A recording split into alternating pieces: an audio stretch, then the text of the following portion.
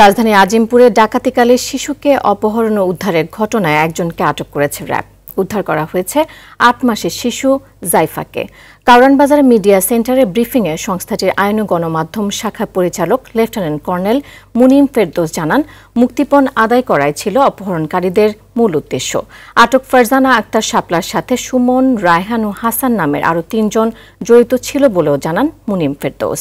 গতকাল শুক্রবার সকালে আজিমপুর মেডিকেল স্টাফ কোয়ার্টারের ফারজানা আক্তারের বাসা থেকে ডাকাতরা নগদ ১.৫ লাখ টাকা ও ৪ ভরি স্বর্ণালংকার নেয়ার পাশাপাশি শিশুটিকে অপহরণ করে নিয়ে যায়।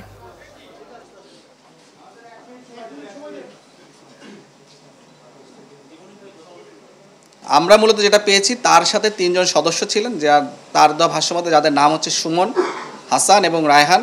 মূলত এই ৪ জন এবং যে আমাদের যে ভিকটিম তার মায়ের দেওয়া তথ্য মতে সেখানে আরও একজন মেয়ে ছিলেন, একটা বোরকা পরা মেয়ে ছিলেন, যে প্রথম দিন তখন যার সাথে পরিচয় হয় তখন তার সাথে একজন বোরকা পরা মহিলা ছিলেন, বা তার বিস্তারিত তথ্য বা পরিচয় আমরা এখন পর্যন্ত বের করতে পারিনি।